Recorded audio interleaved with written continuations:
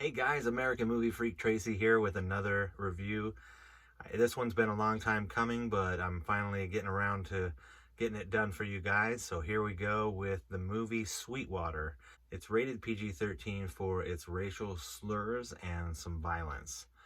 The runtime is 1 hour and 58 minutes. The plot of the film is around the NBA basketball player Nat Sweetwater Clifton. He was the first black to sign with an NBA team back in 1944. Sweetwater made a name for himself by playing outstanding in his high school and went on to join with Abe Saperstein, played by Kevin Pollak, and became one of the Globetrotters. The Harlem Globetrotters, of course, were an all-black team, and they would tour around, driving around on buses and going to small towns and even some larger towns, playing basketball and wooing the audiences with the amazing things that they would do with a basketball that nobody had ever seen.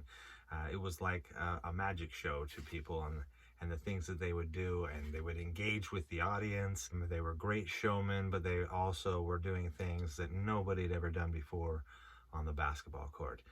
And so Nat Sweetwater Clifton was one of the best at performing and doing these amazing basketball feats. The film stars Everette Osbourne, who plays Nat Sweetwater Clifton. He's a relatively unknown actor, although he's had a few roles. He had a one episode role in the show Chicago Fire.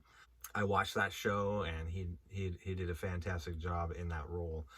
And so I didn't realize it was the same person until I looked it up. So it's nice to see that he's getting some additional roles, and I felt like he played this role pretty well.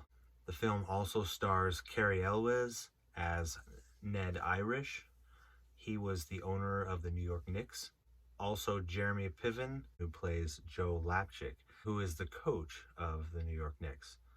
I already mentioned Kevin Pollak playing Abe Saperstein. Really, it was a pretty good assortment of good actors. It also included Richard Dreyfuss. He played the role of Maurice Podoloff.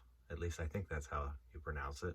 Jim Caviezel also plays a minor role as a sports writer in this movie.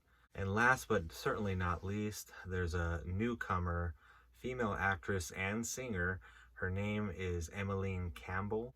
She plays Jean Staples in the film, who is a singer in a nightclub. And she has a fantastic blues voice, and it was just a pleasure to listen to her sing.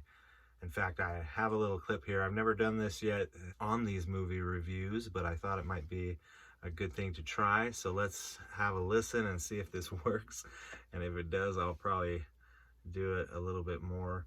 But you get to hear her singing in a couple different scenes, and this was just one of them.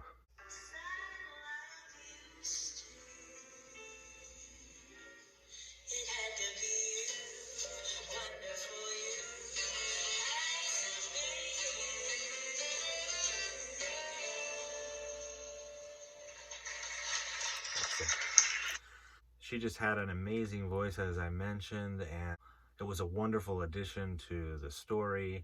I don't think she was based on a real person, but I did a little bit of research but couldn't find anything or any mention about that. Nonetheless, she was a welcome addition to the movie. I enjoy the music from the 1940s. My wife loves it a lot, so she listens to it, and I get to hear it when she plays it. In the film, there's a character that he's a black musician, and his name is T-Bone. I didn't get a chance to research whether he's based on a real person or not. He may be. Maybe that's something for you that you can go and do. But T-Bone is played by Grammy Award-winning singer Gary Clark Jr. And even in the small role that he had, I thought he did a good job. Now let's get into the movie itself. Overall, I liked the movie. But having said that, it felt a little bit disjointed at times. There were a series of flashbacks. You see Everette Osbourne looking at his hands in a couple of scenes. There's a clip in the very beginning where his mom talks about using his hands for something good. There's 4 different scenes. One when he's a child, and he looks at his hands. He gets a thorn from the cotton bush stuck in his hands, and his mom has to take care of it. And then there's another flashback when he's playing basketball in high school, and he's sitting in the locker room, and he looks at his hands. And there's a couple of times when he's on the Globetrotters, and another, I believe, when he finally signs with the NBA New York Knicks. And he's, it feels like they're building towards something more than just the mention of his hands. And there are a couple of the actors who mention how big his hands were. So we know that he's known for having had really big hands, but it didn't seem to deliver what the audience feels was supposed to come. It just never happened. The flow of the story was a little choppy at times, but outside of that, I still felt like it was a good story. They did a decent job of sticking with the historical accuracy of the actual story, with a few minor changes that I believe they made as a result of making it a little bit more dramatic, but it's kind of minor, so I don't really think I need to talk about that.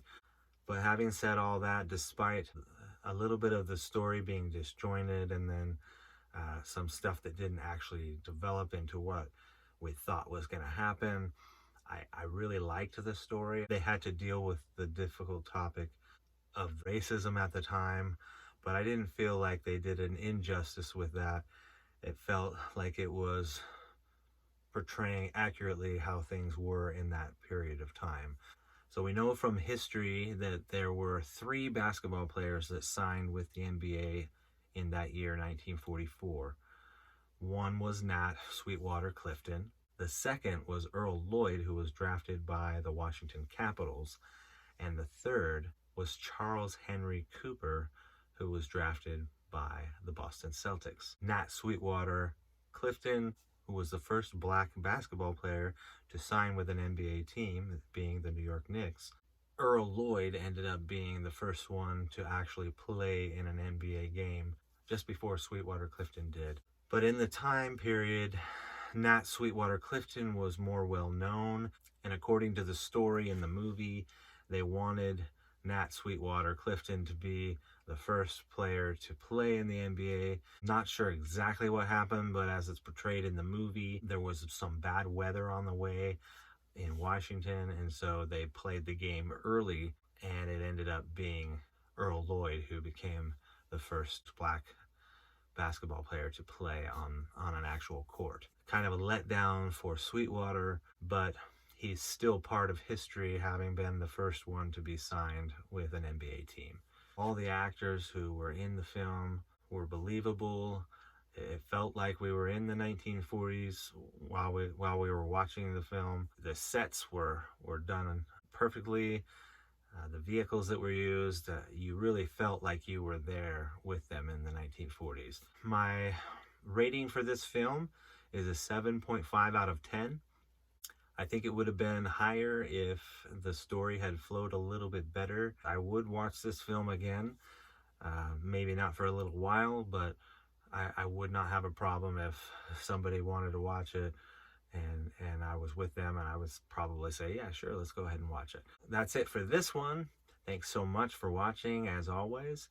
And if you would like to send me a question, comment, or criticism, I'd be happy to answer any email that you send. Try not to make it derogatory or too mean. I'll probably just delete it. But you can do that by sending it to AmericanMovieFreaks@protonmail.com. And as always, I hope to see you someday at the show.